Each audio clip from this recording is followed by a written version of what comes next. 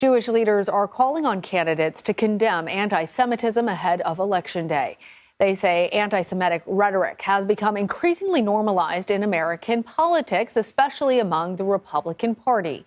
These calls come in response to a spike of anti-Jewish sentiment rearing its head across the nation, including remarks made by high-profile celebrities or supporters who have publicly endorsed GOP candidates, some of which you see on the screen there.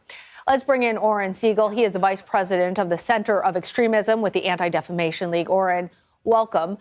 So we are seeing a growing number of Jewish leaders calling on Republican lawmakers specifically to reject the rise of anti-Semitism and anti-Semitic rhetoric across the country. This shouldn't be a difficult ask. Tell us what's going on. You're right about that. Condemning anti-Semitism, distancing ourselves from that should not be something that people should ask for.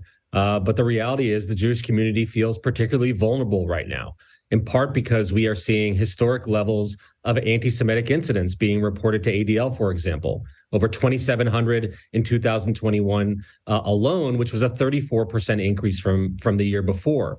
And then on top of that, our social media is filled with anti-Semitic harassment and memes and language that we know animates people to action, including, by the way, when that social media is abused by celebrities and athletes, people who have huge influence and more followers than there are Jews on the planet Earth. So all this together means we need our leaders to lead by rejecting anti-Semitism and all forms of hate.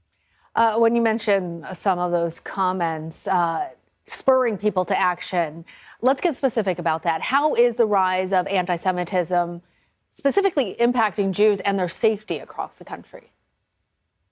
Yeah, so, we've seen Jewish individuals, Jewish institutions being targeted with, propaganda, whether it's, flyers or vandalism or people being harassed, and in worst cases, we're seeing assaults go up. We saw over 160% increase in assaults targeting the Jewish community based on our annual audit of anti-Semitic incidents last year.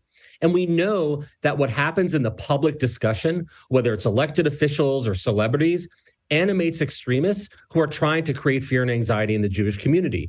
Look no further than recent banners in Los Angeles and in New York and in Jacksonville that include propaganda that says Kanye was right about the Jews.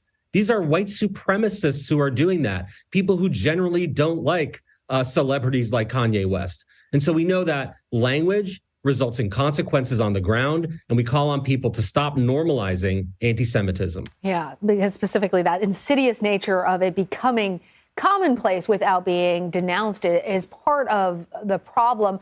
You mentioned that after the singer, now known as Ye, formerly known as Kanye West, made anti-Semitic comments, we saw those hateful demonstrations against the Jewish community. And the ADL also identified that there was a coordinated campaign to spread anti-Semitic messages on Twitter the day after Elon Musk's takeover of the social media platform.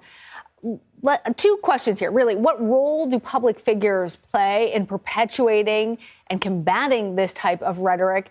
And why did they see Musk as a potential gateway to provide more anti-Semitism on Twitter, and how has he responded?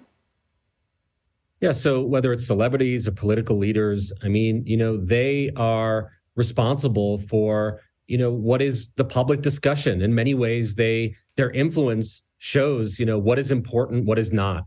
And they have opportunities as people with massive influence and massive following to sort of model the proper behavior. That's why it's so problematic when elected officials or entertainers or other influencers sort of double down on the disinformation, the conspiratorial narratives that we know has animated people to violence, not just against the Jewish community, but look at, the way our school boards, our medical professionals, our election officials are also being targeted by conspiracies, the lifeblood of which is often anti-Semitism. As for Musk and the, new leadership at Twitter, what we saw is extremists thinking that maybe they have an opening. Now that he's in control, they felt that they were going to test the waters and see if they can organize a campaign of harassment, of amplifying, anti-Semitic and other forms of hate on the platform. And based on initial results, anecdotal and otherwise, we have seen Twitter devolve even further into this hellscape of hate and anti-Semitism. And so we need social media companies also to prevent their exploitation of their services, again, to not normalize the anti-Semitism. The consequences are too high. Belief in democracy is eroding, and it starts with, way to take that back starts with pushing back against hate. And we mentioned that there are